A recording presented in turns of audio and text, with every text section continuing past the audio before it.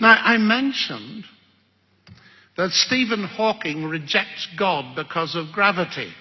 Let's see how he does it. I gave you the central argument of the God delusion, which is a non-question. Here's the central argument of the grand design as I come to my conclusion. Hawking writes, because there is a law of gravity, the universe can and will create itself from nothing. Now, when I first read that, I thought, excuse me? Because there is a law of gravity, because there is something, the universe can and will create itself from nothing. Flat contradiction, number one. Number two, because there is a law of gravity. He doesn't say because gravity exists, and this opens a window into another confusion. What is the status of law? Does it create things? Well, of course not.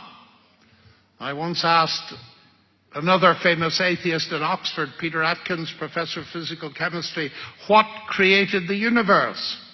And he said mathematics. And I'm afraid I was so surprised I started to laugh, which was very rude. And he said, why do you laugh? Well, I said, Peter, I am a mathematician, and I must be honest with you, that's the most stupid thing I've ever heard. He said, why? Well, I said, let me keep it simple. 1 + 1 = 2. Did that ever put €2 in your pocket? Just as a little aside, ladies and gentlemen, have you heard of the financial crisis?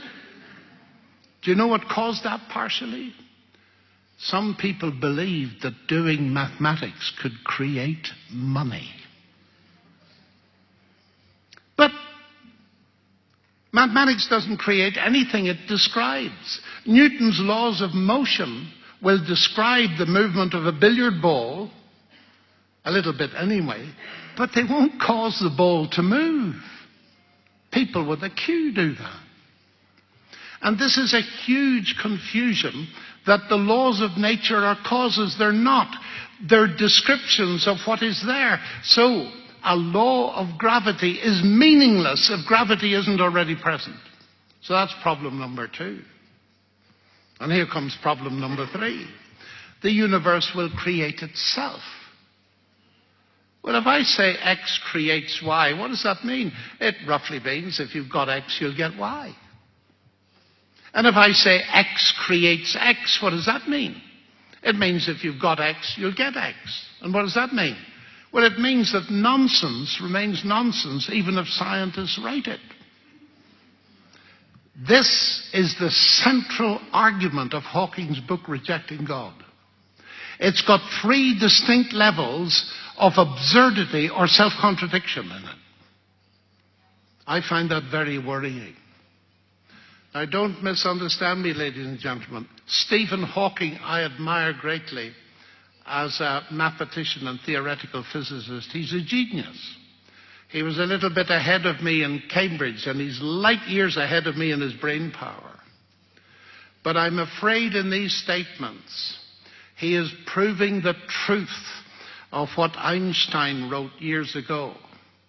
Outside his field, the scientist is a poor philosopher.